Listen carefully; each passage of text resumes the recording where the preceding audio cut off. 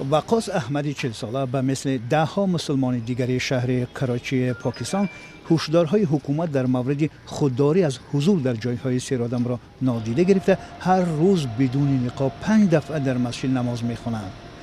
فعلا در پاکستان کمش 5400 نفر گرفتار کوروناویروس یا خود بیماری کووید 19 بوده، 93 کس از آن به هلاکت رسیدند. الحمدلله هم مسلمان ہیں.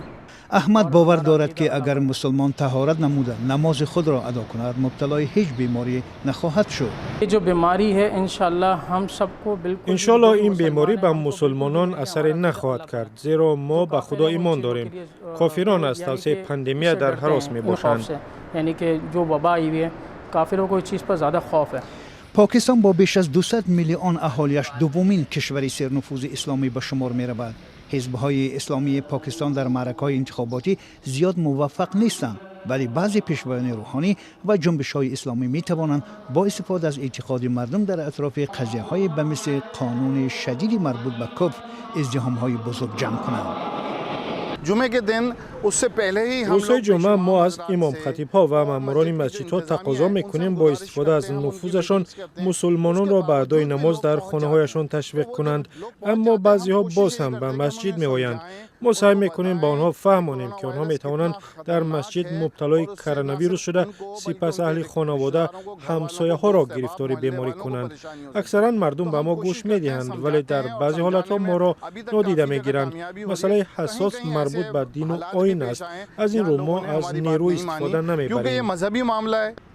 بیش از 60% پاکستانی ها اثنای زیارت از جایهای مقدس اسلامی در ممالک خاورمیانه و شرکت در جماعت های گروه جماعت تبلیغ گرفتار بیماری کووید 19 شدند.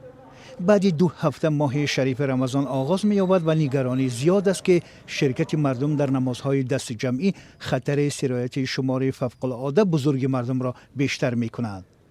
شورای علمای اسلامی پاکستان از پیشنهادهای حکومت طرفداری کرده مسلمانان را به اجرای دستورهای مقامات به ویژه خودداری از نمازهای جماعت دعوت کرده است، ولی یک عده روحانیانی با نفوذ به آن مخالفت نشان دادند. در نتیجه 10 اپریل در پاکستان ازدحام بزرگ با شرکت در نماز جنازه یک روحانی معروف جمع شد.